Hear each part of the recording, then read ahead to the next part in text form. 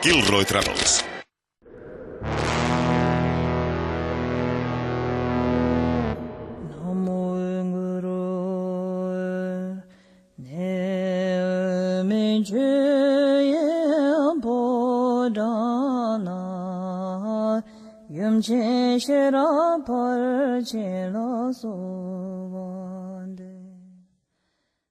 Kiinan köyhintä sakkia ovat Drogbat eli Tiibetin nomadit.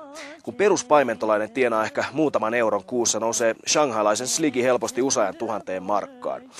Kommunisti Kiinassa onkin eräiden tilastojen mukaan maailman suurimmat tuloerot, jopa jyrkemmät kuin Jenkeissä tai Brasiliassa.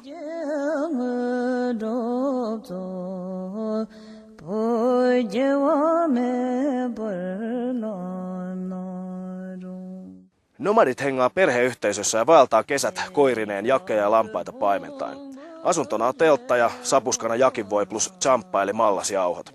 Kaupunkilaispelleille diilataan lihaa, villaa ja aavikolta veistettyä suolaa.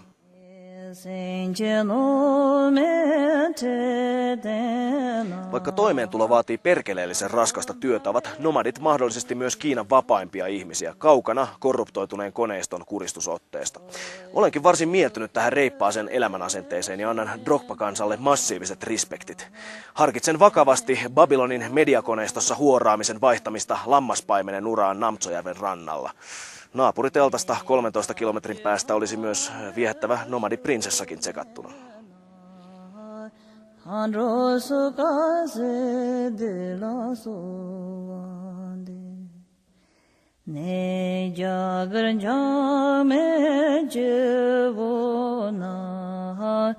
Keba arya devala so